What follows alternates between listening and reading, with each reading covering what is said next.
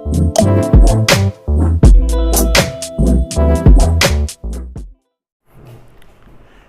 Students, मेरा नाम है यश पंडित और मैं आपका स्वागत करता हूं फिर एक बार हमारे चैनल ट्रिकी इकोनॉमिक्स में। क्या आपको इकोनॉमिक्स समझ नहीं आ रही थी? तो मैं ये सीरीज सिर्फ और सिर्फ आप ही जैसे बच्चों के लिए लेके आया हूं जिन्होंने अब तक बहुत जगह ट्राई कर लिया पर उनको इकोनॉमिक्स में एक अंडरस्टैंडिंग क्रिएट नहीं हो पा रही है। उनके लिए इकोनॉमिक्स बहुत ज्यादा ट्रिकी लगती थी कि समझ ही नहीं आता है, इतने टेक्निकल कॉन्सेप्ट आ जाते हैं कभी कभी। तो ये सीरीज बिल्कुल आप ही लोगों के लिए है। हम इस चैनल पर इकोनॉमिक्स की एक बहुत सॉलिड अंडरस्टैंडिंग क्रिएट कराने के लिए लगे हुए हैं, क्योंकि इकोनॉमिक्स एक ऐसी चीज है जो एक हर बच्चे को समझ आनी चाहिए। बच्चा कॉमर्स अगर आपने ली है तो इकोनॉमिक्स एक फंडामेंटल सब्जेक्ट बन जाता है, क्योंकि कोर कॉन्सेप्ट कॉमर्स का इकोनॉमिक्स पे डिपेंड रहता है। और अब बोर्ड पास आ रहे हैं और बच्चों की टेंशन बढ़ती जा रही थी कि भैया हम इकोनॉमिक्स में क्या करें। जैसा कि मेरी एक सीरीज मैंने डाली थी मैराथन, आप लोगों ने बहुत ज्यादा प्यार दिया मेरी माइक्रो इकोनॉमिक्स की मैराथन सीरीज को। उसमें आप सभी ने जी भर के वीडियोस देखा, पढ़ा, कमेंट किया, सपोर्ट किया और डिमांड करी कि भैया प्लीज मैक्रो इकोनॉमिक्स की भी कोई एक ऐसी ही सीरीज लेके आइए। तो ये सीरीज मैं आप ही लोगों की डिमांड पर लेके आया हूं। थैंक्स, अभी तक आप लोगों ने मेरे चैनल को इतना प्यार दिया, इतना सपोर्ट किया। मैं उम्मीद करता हूं आगे भी आप लोग अपने सपोर्ट को ऐसे ही बनाए रखेंगे। तो आज बिना किसी देरी के अब हम लोग चलते हैं अपने चैप्टर पर, जिसमें बात करेंगे मनी। बच्चा मैं बुक यूज कर रहा हूं वीके और ही रेफरेंस के लिए चैप्टर नंबर 5 याद रखिएगा। शुरू करते हैं आज हम मनी को। बच्चे इस चैप्टर में क्या क्या पढ़ने वाले हैं जरा पहले एक बार इसको डिस्कस कर लेते हैं। सबसे पहले हम पढ़ेंगे meaning and evolution of money, form of money, supply of money and concept of money supply and measurement of money supply. पहली चीज ये है कि मनी क्या होती है या मनी से आप क्या समझते हैं। बच्चों देखो, मनी एक कोई भी चीज, anything which is accepted as a medium of exchange. अगर आप किसी से कोई आदान प्रदान कर रहे हैं, आप किसी को कोई सामान दे रहे हैं या बदले में उससे कोई सामान ले रहे हैं या पैसा ले रहे हैं, तो वो मनी का एक फॉर्म है। जब कोई पर्सन एक्सचेंज के बदले में किसी भी चीज को एक्सेप्ट करने के लिए तैयार हो जाए, उसे मनी कहा जाता है। मनी कोई न्यू कॉन्सेप्ट नहीं है, बस एक डिफिनेशन बदल दी गई है। अब एक माइंड में आता है कि पैसा मतलब 10 रुपए का नोट, 5 रुपए का नोट, 100 रुपए का नोट, 2000 का नोट, डॉलर, यूरो, ये सब मनी के फॉर्म में आता है। पर बच्चे मनी इसके अलावा भी थी। जब हम पुराने समय की बात करते हैं तो हमारी economy C to C concept पे चलती थी। देखिए एक प्रॉपर बैकग्राउंड ले लीजिए पहले चैप्टर का, फिर आगे बढ़ेंगे।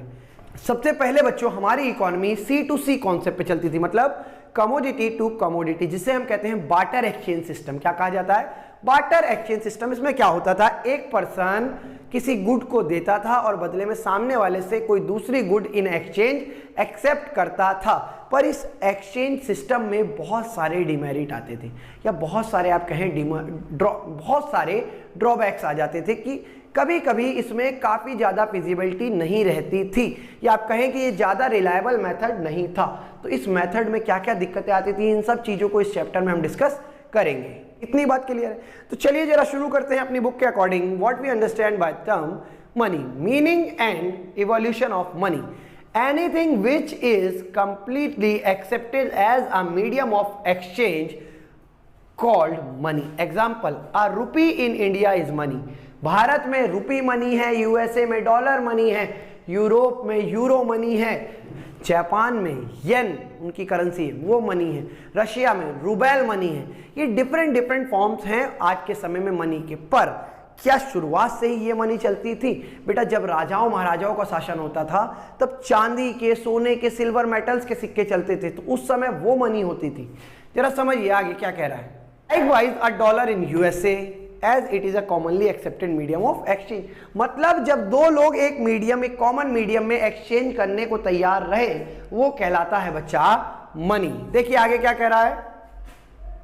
इन older days goods were exchange for goods, goods के बदले में एक्सचेंज की जाती थी। There were no money, thus a cobbler would make a shoe in return of a wheat। हो सकता है कि एक मोची जूता बनाए गेहूं के बदले में, वह हमसे गेहूं एक्सेप्ट करे और बदले में हमें जूता बना के दे दे। यह जरूरी नहीं है कि वो जूता ही बना के दे, हो सकता है वो चप्पल बना के दे और बदले में गेहूं की जगह चावल ले ले।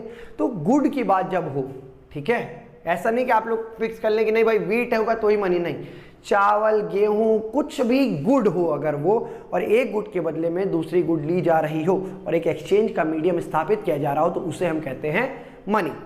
देखिएगा बच्चा क्या कह रहा है, initially coins of gold and silver are introduce as a money, subsequently alloy metal are used for coinage along with paper money, and now in the age of plastic in the form of cash or money in the form of electronic transfer money। आज के समय में जब हम बात कर रहे हैं तो हम debit card, credit card use करते हैं, ये भी एक प्रकार की प्लास्टिक मनी है, पेपर मनी आ गया, कॉइन्स है, ऑनलाइन ट्रांजेक्शंस हो रहे हैं, यूपीआई, ई मनी जिसे हम आज के समय में कह रहे हैं। क्लियर? चलिए जरा शुरू करते हैं आगे। ओरिजिन ऑफ मनी क्या कह रहा है, origin and evolution of money is related to the need of facilities exchange, therefore money generally defined as thing that is commonly accepted as a medium of exchange। कोई भी चीज अगर कभी आपके 2 नंबर या 1 नंबर में क्वेश्चन आए define money, तो आप क्या लिख आएंगे, anything which is accepted as a medium of exchange is known as money. Clear है? आगे देखिए क्या कह रहा है, Through initially invented as medium of exchange, gradually money found its use as well। पहला, money is used to be store of value। अगर आपको कोई चीज की वैल्यू स्टोर कर रखनी है तो आज आप मनी के रूप में उसकी वैल्यू को स्टोर कर सकते हैं। Money is used as a measure of value. किसी भी चीज की वैल्यू को अगर आपको मेजर करना है तो आज आप मनी के फॉर्म में मेजर करते हैं, नहीं करते? आपको कोई डिफर्ड रेवेन्यू पेमेंट करनी है या आप कहें फ्यूचर पेमेंट करनी है, स्टैंडर्ड ऑफ डिफर्ड पेमेंट करनी है, तो इसमें भी आप मनी को यूज कर सकते हैं।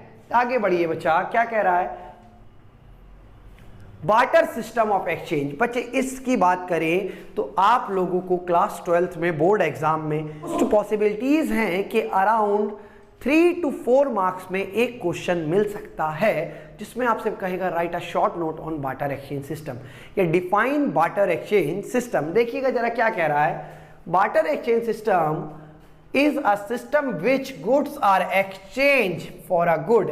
If a farmer you have surplus production of rice, you are to look for a person who need rice and give you the same what you want। मतलब अगर आप किसान हैं और आपके पास चावल ज्यादा है तो अब आपको एक ऐसा पर्सन ढूंढना है जो बदले में आपसे चावल ले और वो चीज दे जिसको आप लेना चाहते हो। इतनी बात बच्चा क्लियर है? पक्का? कोई डाउट है किसी को भी?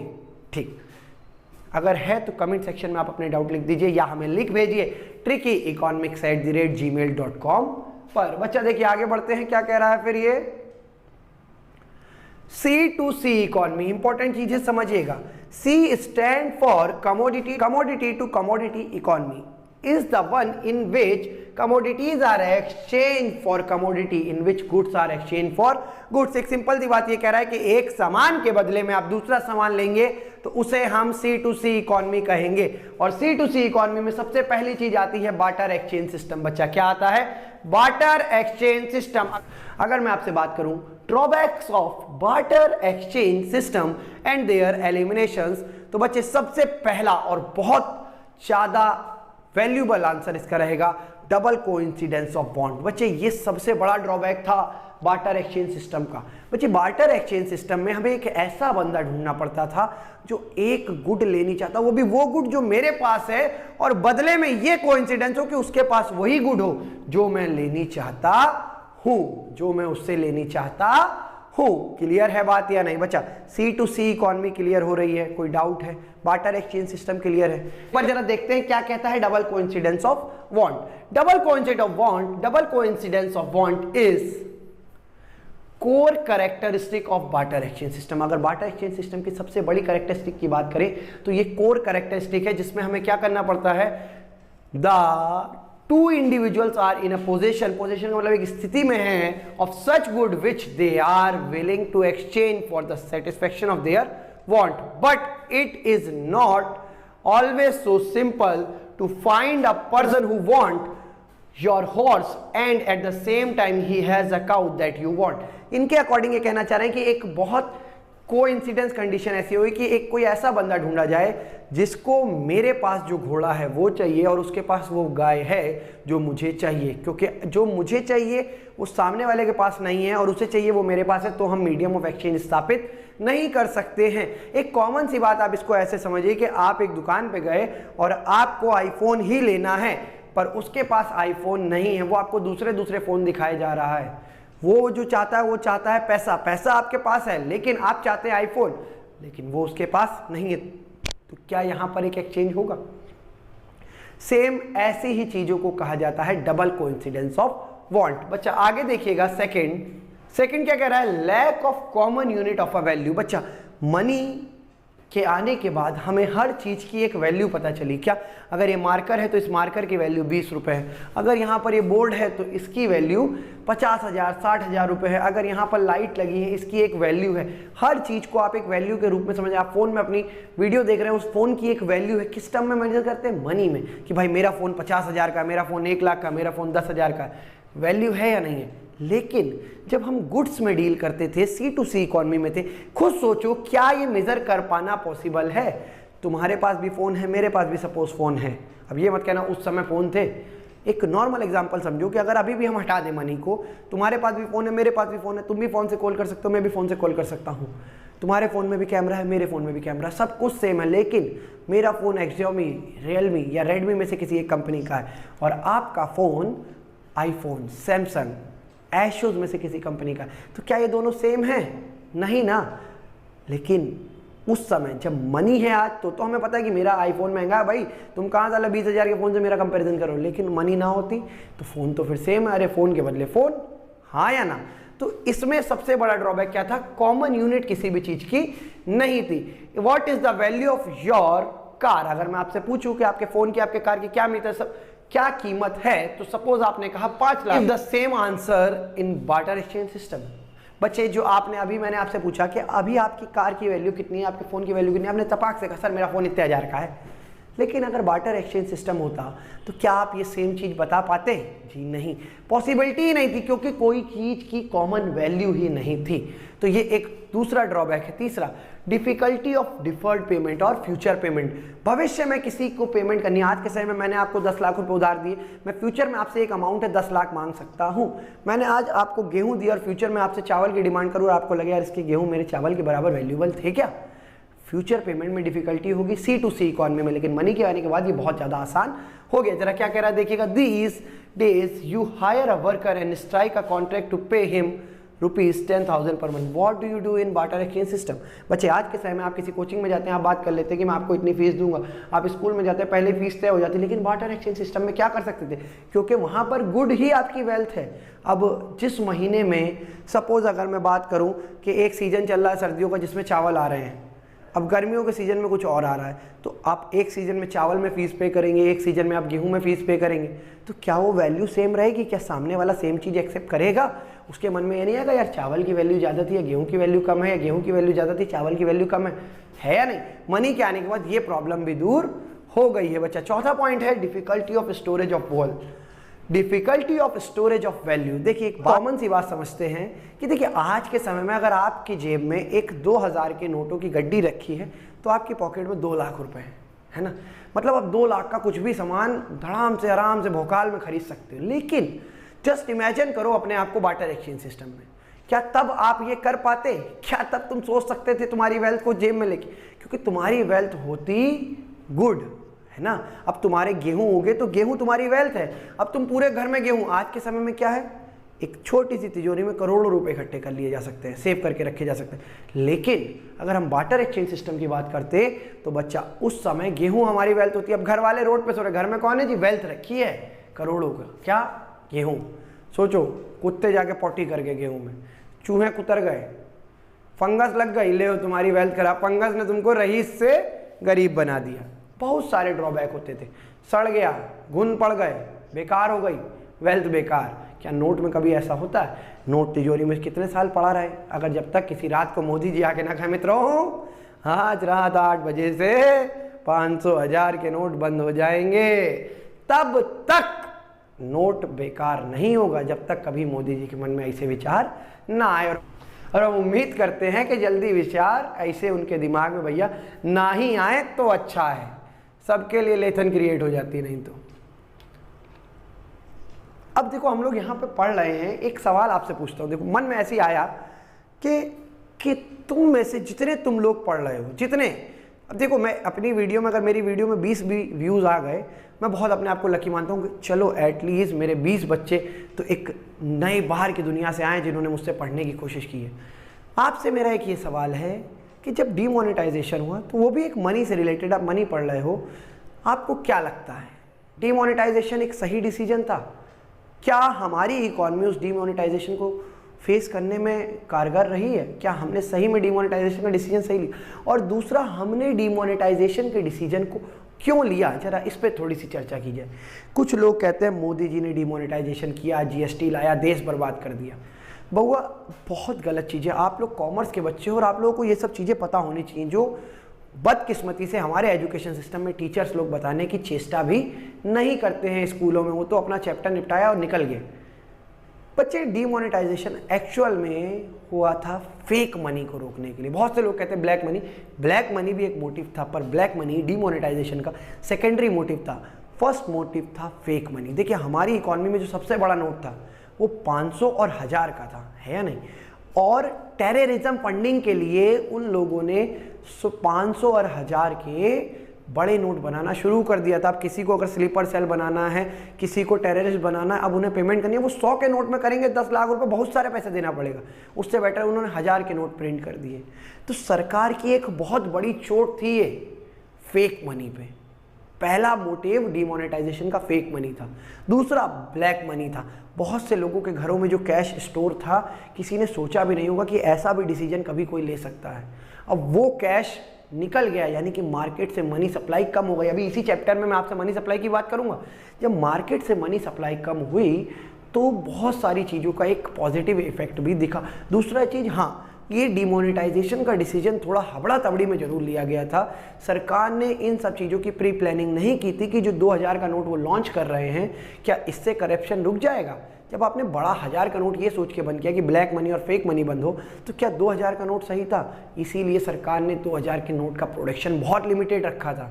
और आज आप लोग देखते हैं तो 2000 के नोट अब धीरे धीरे इतने ज़्यादा नहीं दिखते हैं मार्केट में। वो इसीलिए कि सडनली जब हम ऐसा डिसीजन लेंगे तो बहुत सारी प्रॉब्लम आएगी, तो एक बड़ा नोट निकाल दो जिससे एक बार में ही वो प्रॉब्लम सॉल्व की जा सके। क्लियर है बात? कुछ लोग कहते हैं 2000 के नोट लोगों ने इकट्ठे करके रख लिए, फिर से ब्लैक मनी बना लिया। ऐसा नहीं है। प्रोडक्शन ही 2000 के नोट का बहुत लिमिटेड रखा। बेटा, अगर इकॉनमी में बड़ा नोट जितना ज़्यादा होगा, उस कंट्री में इन्फ्लेशन उतना ही हाई रहेगा। ये पहचान याद रखिएगा। मनी में बता रहा हूँ आपको। अब आप लोग देखते हैं इंडोनेशिया में या वियतनाम में 50 हज़ार के नोट चलते हैं। उनकी करेंसी की वैल्यू क्या है? ये इन्फ्लेशन की मार होती है। इसीलिए सरकार 500 के नोट पे ज़्यादा फोकस कर रही है। आई होप आपको डिमोनेटाइजेशन को मैंने थोड़ा सा समझाया होगा, मज़ा आई होगी। आउट ऑफ द बॉक्स ज्ञान था ये, मतलब चैप्टर के बाहर का थोड़ा सा ऐसे ले लिया, मन में आया सवाल पूछ ले, क्योंकि भाई आप सब कॉमर्शियल्स हैं, आने वाले भारत का भविष्य हैं। इंजीनियर की मशीन बना लेगा, लेकिन बेचने के लिए उसे कॉमर्स वाले की ही ज़रूरत पड़ेगी। तो ध्यान रखो, बहुत बड़ा काम करना है तुम्हें, तुम्हारे कंधों पे बहुत बड़ी जिम्मेदारी है। जरा आगे बढ़ते हैं। Difficulty of storage of wealth, saving and transfer of wealth. अभी हम लोगों ने पढ़ा कि आप वेल्थ को स्टोर कैसे करेंगे या ट्रांसफर कैसे करेंगे, है ना? एक डिफिकल्टी ये थी। आगे क्या बचा? फिर हम बात करते हैं form of money. Some important form of money are describe as follows. Number 1, fiat money और फिड्यूसरी मनी। बच्चे, जब मैं बात करूं फिएट और फिड्यूसरी की, तो आप याद रखिए फिड्यूसरी मनी का मतलब जितनी भी money on the basis of two party trust के बेसिस पे इशू की जा रही है। अगर कोई व्यक्ति के ट्रस्ट के भरोसे पे आप किसी चीज़ को एक्सेप्ट कर रहे हैं, तो वो मनी जो एक्सेप्टेंस दी जा रही है उसे फिड्यूसरी मनी कहा जाएगा। फॉर एग्जांपल, चेक्स, जितने भी चेक बनते हैं या बीआर वगैरह बनते हैं, ये सब ट्रस्ट के बेसिस पे बनते हैं, इसीलिए इनको फिड्यूसरी मनी की कैटेगरी में डाला जाता है। Fiat money, any money issued by any high authority. अगर कोई अथॉरिटी किसी मनी को इशू कर रही है तो वो कहलाती है बच्चा फिएट मनी। फिर हम बात करते हैं फुल बॉडी मनी और credit money. Full body money का मतलब जो वैल्यू जिसकी है एक्चुअल में उसकी कॉस्ट भी उतनी ही है। क्रेडिट मनी में हम बात करें उधार की मनी। बच्चा, आपके पास कुछ नहीं है, 1 रुपया नहीं, लेकिन एक कार्ड है प्लास्टिक का, स्वाइप किया, पेमेंट हो गई। क्रेडिट कार्ड क्रेडिट मनी का एक एग्जांपल है या नहीं? चलिए जरा देखते हैं fiat money. Fiat money refers to that money which is issued by order and authority of the government. या तो उसको आरबीआई या गवर्नमेंट ने इशू करा हो। उसके बाद अगर हम बात करें, it include all notes coins which the people in a country are legally bound to accept। कुछ लोग 10 का सिक्का नहीं लेते हैं बच्चा, ऐसा नहीं है, उन्हें लेना चाहिए क्योंकि ये एक हाई पावर्ड मनी है, हायर अथॉरिटी ने इशू कर रखी है और आप इसे एक्सेप्ट करेंगे। आगे example, fiduciary money is money which is accepted as a medium of exchange because of the trust between the payer and the payee. जो दे रहा है और जो रिसीव कर रहा है उसके बीच में एक ट्रस्ट है और इस बेसिस पे आप किसी मनी को एक्सेप्टेंस दे रहे हैं तो उसे कहा जाता है फिड्यूसरी मनी। क्लियर है बच्चा? आगे देखिए क्या कह रहा है, full body money refers to money in term of coin whose commodity value is equal to the value of money and where these are issued. For example, a rupee during British period in India was made up of silver. Commodity value of coin is equal to its money value, यानी कि उसकी coin की जो बनने की value है वो उसकी वैल्यू के बराबर है। क्लियर है बात? दूसरी चीज अगर हम बात करें क्रेडिट, देखिए क्या कह रहा है, credit money refers to the that money which money value is more than commodity money, कि जिसकी वैल्यू कमोडिटी मनी से ज्यादा हो। For example, what is the market value of metal that the rupee coin is made in India? Obviously a much lower than the money value of रूपी coin. कह रहे हैं जो वैल्यू है जिससे रूपी कॉइन बन रहा है उसकी वैल्यू कम होगी और रूपी की वैल्यू ज्यादा है। अब जैसे एक बात करते हैं हम लोग, आप लोग 10 का सिक्का देखते हैं या आप लोगों ने 20 का सिक्का देखा होगा। अब 20 के सिक्के में जो मटेरियल यूज हो रहा है क्या वो 20 रुपए का है? क्या 20 रुपए की स्टील उस मनी में उस सिक्के में यूज हो रही है? नहीं, उस स्टील के ऊपर लेकिन 20 रुपए लिख दिए तो अब उसकी वैल्यू 20 रुपए है। ऐसी चीजों को कहा जाता है क्रेडिट मनी। कोई डाउट है बच्चे? आगे बढ़ते हैं और अब हम बात करते हैं supply of money.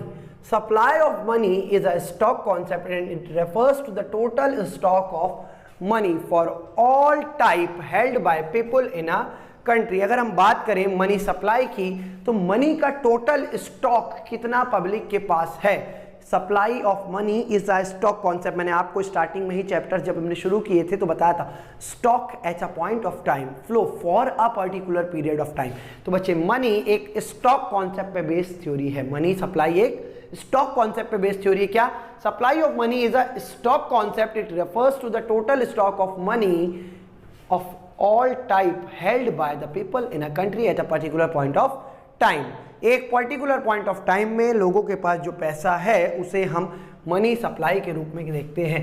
Supply of money introduce only that stock of money which held by people other than supplier of a money themselves। In the word supplier of a money refers to the stock of, in other words, supply of money refers to that stock of money which is held by those who demand money, not by those who supply money। मतलब जो पैसे की demand करते हैं, जो पैसे को use कर रहे हैं, उनके पास कितना स्टॉक है मनी का, उसे आप सप्लाई ऑफ मनी कहेंगे। ना कि आरबीआई ने कितने नोट रख रखे हैं अपने पास, उसे मनी सप्लाई में इंक्लूड किया जाएगा। मतलब जो होल्डर है उसकी बात कर रहा है, नॉट द इशूअर। जैसे आरबीआई नोट इशू करती है नहीं करती ऑन बिहाफ ऑफ गवर्नमेंट। और बच्चे याद रखिएगा, 1 रुपए अ 1 rupee note was issued by Indian government. कभी भी नोट मिले तो आप उसमें जाके देखिएगा 1 rupee note was issued by Indian government and the remaining notes in the economy was issued by RBI on the behalf of government. Clear है बच्चा?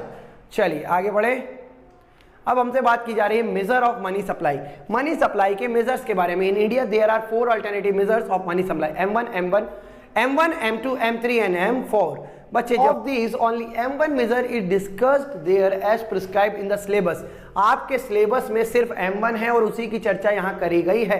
M2, M3 एंड M4 अगर आपको रेफरेंस में देखना हो तो एबिलिटी जोन में उन्होंने बताया गया है। तो हम बात करते हैं M1 measures of money supply. According to M1 measurement of money supply include the following concept. M1 means CC plus DD plus OD। C का मतलब currency held by the public, C का मतलब currency held by the public. D का मतलब DD demand deposit, DD का मतलब demand deposit. It refers to the demand deposit of the people with the commercial bank. These are checkable deposit which can be withdrawn as per the demand of the drawer. जिसने cheque issue करी है उसकी demand पे issue करे जा सकते हैं। बच्चे इतनी बात आपको क्लियर है? फिर मैं आगे बढ़ता हूं। अब हम बात करते हैं OD की। These are other deposit. First number पे demand deposit with RBI from financial institution like NABARD। NABARD ने कितना अपना पैसा आरबीआई के पास डिपॉजिट कर रखा है वो ओडी में लिया जाएगा। नाबार्ड की full form national bank for agriculture and rural development. याद रखिएगा, आपको इंडियन इकोनॉमी में भी काम आएगी। Demand deposit with RBI of foreign central bank of the foreign government. बेटा फॉरेन गवर्नमेंट के, फॉरेन सेंट्रल बैंक के जितने भी डिमांड डिपॉजिट आरबीआई के पास है उनको भी ओडी में इंक्लूड किया जाएगा। And demand deposit of international financial institute like world bank और IMF, ये सभी ओडी में इंक्लूड किए जाते हैं। अच्छा, इतनी बात क्लियर है। डिस्टिंक्शन में be drawn between gross demand deposit and net demand deposit with the commercial bank. Gross demand deposit include interbanking claim of one bank against another bank. Net demand deposit do not include interbanking claim. बच्चे gross demand deposit में इंटरबैंकिंग claim, जैसे SBI का axis bank पे, axis bank का PNB पे, PNB का HDFC पे, इन सभी इंटर बैंकों के अगर कोई क्लेम है किसी बैंक पे तो उसको इंक्लूड नहीं किया जाता है। अगर इंक्लूड है तो ग्रॉस है और नहीं है तो वो नेट है। क्लियर? आगे बढ़ते हैं बच्चे। इसके बाद हमारा सबसे इंपॉर्टेंट चीज आती है हु सप्लाइज मनी। बेटा मार्केट में मनी सप्लाई कौन करता है, या मनी का सबसे बड़ा सप्लायर कौन है?